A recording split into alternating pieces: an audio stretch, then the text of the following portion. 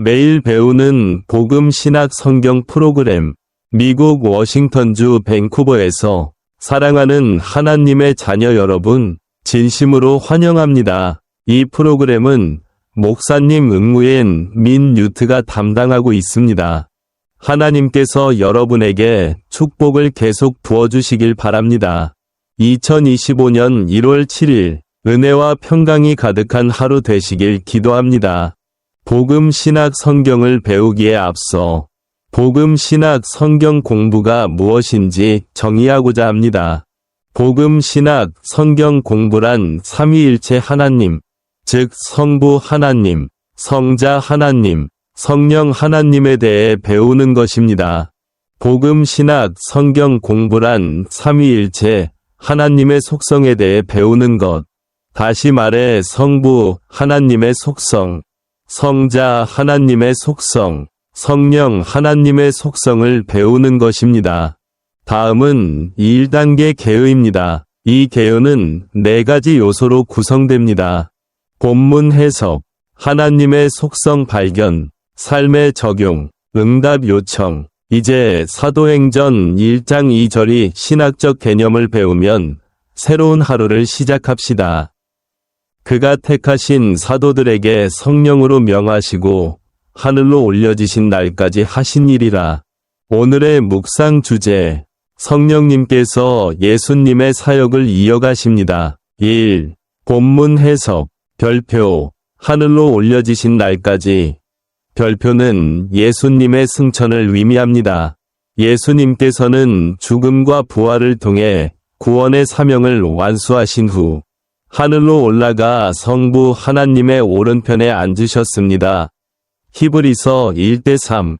예수님의 승천은 단지 지상 사역의 끝이 아니라 새로운 시대의 시작을 알리는 사건입니다. 성령님께서 내려오셔서 교회를 통해 구원의 사역을 계속하실 것입니다. 예수님의 가르침 속 성령님의 역할. 이것은 인류, 심지어 인간의 몸을 입으신 예수님, 또 하나님의 뜻을 이루기 위해 성령님께 의존한다는 것을 강조합니다.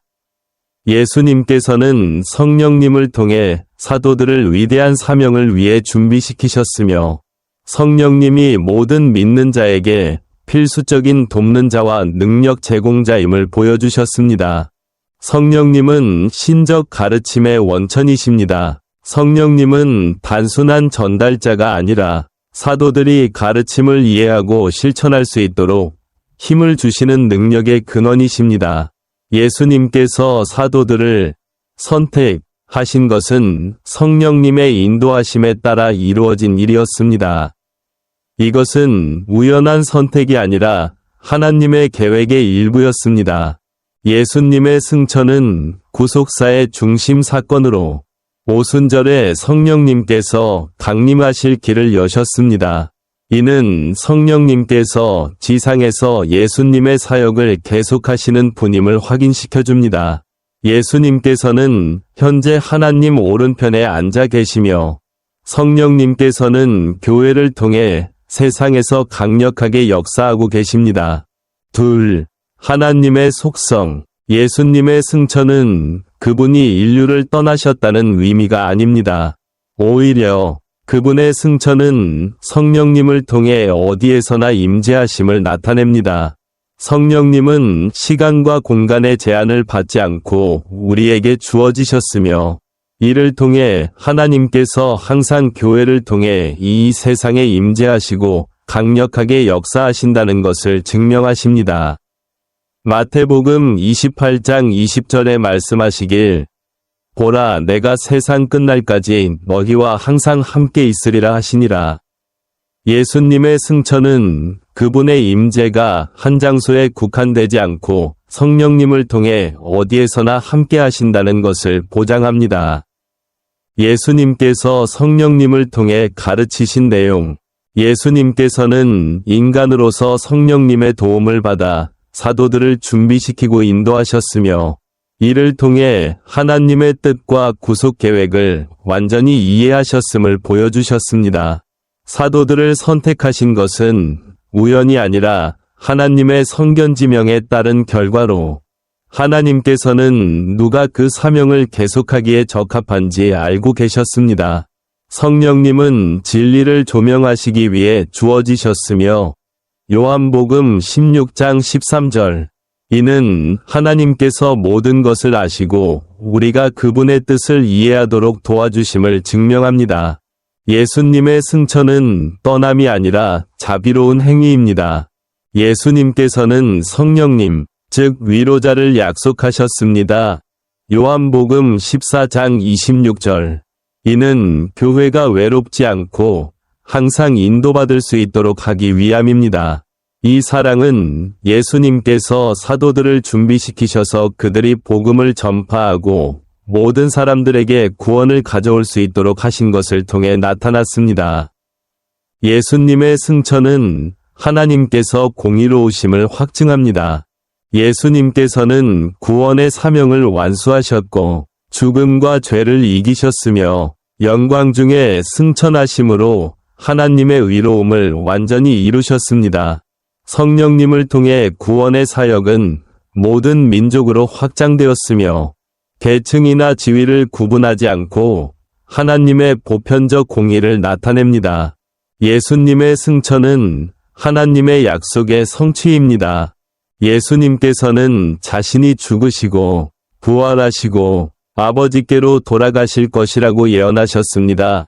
요한복음 14장 2에서 3절 승천 사건은 하나님께서 자신의 말씀을 신실하게 이루신 증거입니다. 성령님께서 오순절에 내려오신 것도 하나님께서 교회가 도움과 능력 없이 남겨지지 않을 것이라는 약속을 이루셨음을 보여줍니다. 셋, 삶에서의 적용. 하나님의 계획을 신뢰하십시오. 하나님께서는 좋은 계획을 따라 일하고 계시며 우리가 그 전체를 볼 수 없더라도 믿으십시오. 인도를 위해 기도하십시오. 중요한 결정을 내리기 전에 하나님의 지혜와 인도를 구하며 기도하십시오. 사명을 계속하십시오. 오늘날의 신자들도 예수님을 증거하며 말과 행동, 삶으로 복음을 전할 사명을 받았습니다. 기다리는 법을 배우십시오. 하나님의 완벽한 타이밍을 신뢰하십시오. 기도에 대한 하나님의 응답을 기다리는 동안 인내하며 믿음을 유지하십시오. 성령님의 임재를 기억하십시오. 어려운 상황에서도 결코 혼자가 아님을 기억하십시오. 성령님께서 항상 함께하시며 도움을 주십니다. 넷, 응답의 요청. 사랑하는 믿음의 성도 여러분, 하나님은 어디에나 계시는 분이십니다. 성령님, 곧 예수님의 사역을 이어가시는 분을 통해 하나님은 각 믿는 자 안에 계시며 세상 어디에나 임재하십니다. 어떤 상황에서도 혼자가 아님을 믿으십시오. 성령님께서는 항상 우리와 함께 하시며 우리를 인도하시고 위로하시며 힘을 주십니다. 매일 성령님의 임재 안에서 살아가십시오. 기도하며 삶의 모든 영역에 성령님을 초청하십시오. 하나님은 모든 것을 아시는 분이십니다. 성령님은 모든 것을 아시며 사도들에게 하나님의 뜻을 이해하고 실천하도록 빛을 비추고 인도하셨습니다. 자신의 지혜를 내려놓고 삶의 크고 작은 결정에서 성령님의 인도를 구하십시오. 하나님의 말씀과 기도를 통해 성령님의 인도하심을 들을 시간을 가지십시오. 하나님은 전능하신 분이십니다. 성령님은 사도행전 1장 8절에서 사도들에게 복음을 증거하고 사명을 수행할 수 있는 능력을 주셨습니다. 성령님의 능력을 갈망하여 약함을 극복하고 예수님을 담대히 증거하십시오. 성령 충만을 위해 기도하십시오. 어려움을 두려워하지 마십시오. 성령님께서 하나님의 뜻 안에서 모든 일을 할 수 있는 힘을 주십니다. 하나님은 사랑이십니다. 사랑은 하나님의 본질이며 성령님을 통해 교회를 통해 계속 나타납니다. 사랑이 모든 행동의 동력이 되게 하십시오. 성령님께서는 사랑을 사용하여 우리를 하나님과 서로 연결시켜 주십니다. 용서, 섬김, 그리고 주변 사람들에게 복음을 전하는 것을 통해 사랑을 나타내십시오. 하나님은 공의로우신 분이십니다. 성령님께서는 믿는 자들이 하나님의 거룩함과 공의를 반영하는 공의로운 삶을 살도록 도우십니다. 모든 관계와 행동에서 하나님의 공의를 드러내며 정직한 삶을 사십시오. 가정, 직장, 그리고 공동체에서 모범적인 삶을 살아 다른 이들이 여러분의 삶을 통해 하나님을 보게 하십시오.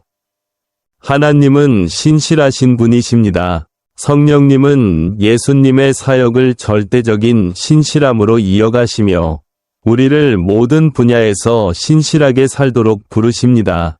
기도와 하나님의 사람 성경 공부법으로 말씀을 배우는데 신실하십시오. 교회에 참여하고 하나님께서 맡기신 사명을 완수하십시오. 믿음 안에서 성장하고 하나님을 꾸준히 섬기기 위한 구체적인 계획을 세우십시오. 어려움에 직면하더라도 흔들리지 마십시오. 성령님은 인도하시고 능력을 주시며 하나님의 거룩한 속성을 나타내심으로써 예수님의 사역을 이어가십니다. 믿는 자들은 성령님을 의지하며 살아가도록 초대받았습니다. 기도, 주님, 예수님의 구속 사역을 땅에서 이어가도록 성령님을 보내주셔서 감사합니다. 주님을 의지하며 살게 하시고 제 삶을 통해 하나님의 속성을 나타내어 주님의 이름을 영광스럽게 하소서. 아멘.